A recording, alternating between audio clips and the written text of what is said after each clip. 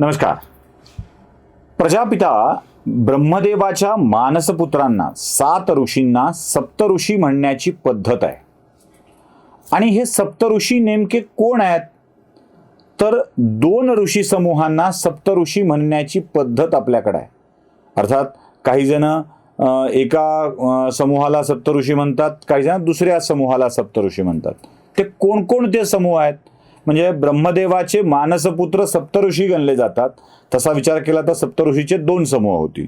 पहिला समूह आहे महर्षी वशिष्ठ, महर्षी कश्यप, महर्षी अत्री, महर्षी जमदग्नी, महर्षी गौतम, महर्षी विश्वामित्र, महर्षी भारद्वाज.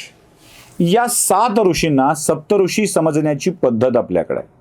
काही पुराणांच्या, काही ग्रंथांच्या अनुसार हे सप्तऋषी अजून वेगळे आहेत आणि हेही ब्रह्मदेवाचे मानसपुत्र आहेत. त्याच्यामध्ये महर्षी ऋतू, महर्षी पुलह, महर्षी पुलत्स्य, महर्षी अत्री, महर्षी अंगिरा, महर्षी वशिष्ठ आणि महर्षी मरीची. यातले वशिष्ठ हे कॉमन आहेत. आता या 14 ऋषींच्या मधलं एक नाव जरासं फोकस करावं असं आहे आणि ते म्हणजे महर्षी पुलत्स्य. महर्षी पुलत्स्य हे ब्रह्मदेवाचे मानसपुत्र आहेत. आता या महर्षी पुलत्स्यांचा विवाह देखील झालेला आहे. नात्याने हे भगवान शंकराचे साडू. भगवान शंकराचे साडू कसे? तर राजा प्रजापिता दक्ष जे होते त्यांच्या एका ज्येष्ठ कन्येशी महर्षी पुलत्स्य यांचा विवाह झालेला होता आणि दक्षाची दुसरी कन्या तिच्यासोबत महादेवांचा म्हणजे शंकरांचा विवाह झालेला होता. त्यामुळे महर्षी पुलत्स्य हे भगवान शंकराचे साडू. आता या महर्षी पुलत्स्यांचे काही पुत्र आहेत आणि त्या पुत्रांच्या मध्ये महर्षी विशर्वा हे त्यांचे एक महत्त्वाचे पुत्र. या महर्षी विशर्वांच्या 2 पत्नी, त्यातली एक म्हणजे केकसी आणि दुसरी सुमाली राजाची कन्या. या दोन्हीही दैत्य कुळातल्या. आता हे महर्षी ब्राह्मण वर्णातले तर त्यांच्या पत्नी दानव वर्णातल्या. म्हणजे केकसी ही महर्षी विशर्वांची पत्नी. आणि या केकसीपासून झालेली अपत्य कोण कोण आहेत? त्यांच्या दुसऱ्या एका पत्नीपासून झालेलं अपत्य कोण आहे हे पण समजून घेतलं पाहिजे. दुसऱ्या एका पत्नीपासून म्हणजे वैशाली राजाची पत्नी एडविला ही महर्षी विशर्वांची आणखी एक पत्नी.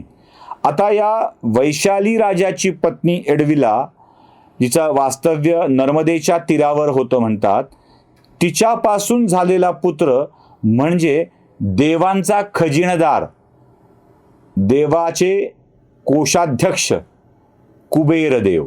म्हणजे हे कुबेर हे महर्षी विशर्वांचे पुत्र. आता केकसीपासून झालेली पुत्र मात्र अनेक आहेत. त्याच्यामध्ये त्या पुत्रांची नावं मी तुम्हाला सांगतोय. 1 दशानन रावण, 2 बिभीषण, 3 कुंभकर्ण, 4 शूर्पणखा. म्हणजे हे सगळे महर्षी विशर्वांचे पुत्र. आता या पुत्रांच्या पुत्र आणि पुत्री याच्यासहित शूर्पणखासहित या सगळ्यांचा भाऊ येतो कुबेर. आता या कुबेराचं साम्राज्य होतं लंका. रावणाने आपल्या सावत्र भावाकडं लंकेचा आग्रह धरला. महर्षी विशर्वा देखील तिथे तपश्चर्या करायचे आणि विशर्वाने आपल्या पुत्राला कन्व्हिन्स करून त्याचं राज्य लंका रावणाच्या हवाली करून टाकली आणि मग रावण लंकाधिपती झाला. महर्षी पुलत्स्याच्या कुळातील विशर्वा महर्षींचा पुत्र रावण, माता केकसी आणि विशर्वा यांचा पुत्र रावण एक दशग्रंथी ब्राह्मण होता. त्याला सगळ्याच विषयाचा अभ्यास उत्तम होता. तो सगळ्या वेदशास्त्रांच्या मध्ये पारंगत होता, सगळ्या पुराणांच्या मध्ये पारंगत होता. एवढंच नव्हे तर ब्रह्मदेव त्याला प्रसन्न होते. ब्रह्मदेवाच्या चरणावर, म्हणजे खरं तर ब्रह्मदेव हे त्यांचे पंजोबाच, कारण ब्रह्मदेवाचे मानसपुत्र पुलत्स्य, पुलत्स्यांचा पुत्र विशर्वा आणि विशर्वाचा पुत्र रावण. त्यामुळं ब्रह्मदेव त्याचे पणजोबा आपल्या पणजोबाच्या शिरावर 10 मस्तकं अर्पण करून, 10 विद्या अर्पण करून त्यांना प्रसन्न करून घेऊन अमृतकुंभ रावणानं प्राप्त करून घेतलेला होता. ब्रह्मदेवानी ह्या अमृतकुपी रावणाला बेंबीत ठेवण्यासाठी सांगितलेली होती. त्या अमृतकुपीला इजा झाली की रावण मरेल, तोपर्यंत त्याचा कुणीही वध करू शकणार नाही हे सांगितलं होतं. रावणाने तो भेद कोणालाही कळवलेला नव्हता. मात्र बिभीषणावर असलेल्या विशेष प्रेमापोटी बिभीषणाला या गोष्टीची माहिती झाली होती आणि पुढे घात झाला. बिभीषणानेच प्रभू श्रीरामचंद्रांना रावणाचा हा भेद सांगितला आणि बरोबर नाभिस्थलामध्ये बाण मारून रावणाला संपवल्या गेलं. कदाचित ब्रह्मदेवाचीच ही उपाययोजना असावी. तुम्ही म्हणाल हे सगळं सांगण्याचं कारण काय? सांगतो. हे सगळं सांगण्याचं कारण सांगतो. रावण आजकाल आदिवासींचा, मूळ निवासींचा देवता आहे, त्यांच्या कुळातील आहे. म्हणून रावण दहनाचा कार्यक्रम करू नका अशी मागणी जे करता आहेत आणि रावणाचा वर्णच बदलण्याचा प्रयत्न करता आहेत, रावणाचं एकूण कुळ गोत्रच बदलण्याचा प्रयत्न करता आहेत, त्यांना मला सांगायचं आहे की रावण हा ब्रह्मदेवाचे मानसपुत्र पुलत्स्य ऋषी यांचा नातू होता.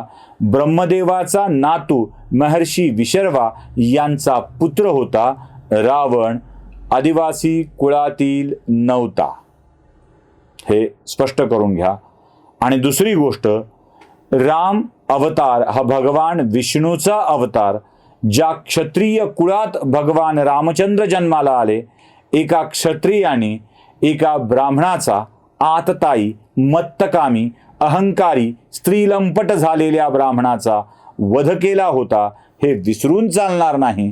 त्यामुळं रावणाच्या वधाचा आनंद प्रत्येक वर्णाला असणार आहे, ब्राह्मणालाही असणार आहे. जो स्त्रियांशी वाईट पद्धतीनं वागतो, जो देवांशी वाईट पद्धतीनं वागतो, जो सत्याने न्यायाने राज्यकारभार करत नाही, जो उन्मत्तपणे वागतो, जो सृष्टीचं चक्र आपल्या ताब्यात घेण्याचा प्रयत्न करतो, त्याला शिक्षा मिळायलाच हवी. म्हणून भगवान रामचंद्रांनी रावणाला शिक्षा दिली होती. या कथेतून आम्ही एवढंच समजूया की उगाचच महाभारतातल्या, रामायणातल्या किंवा पुराणातल्या एखाद्या पुरुषाला काढायचं, त्याचा वर्ण बदलायचा, अन्याय कसा झाला आहे याची हकाटी पिटायची आणि हिंदू धर्मातल्या अवतार कार्याला बदनाम करायचं, हा धंदा बंद करावा, यासाठीच या कथेचं प्रयोजन होतं. तुम्हाला कसं वाटलं ते नक्की कळवा. लाईक, शेअर, सबस्क्राईब करायला विसरू नका. धन्यवाद.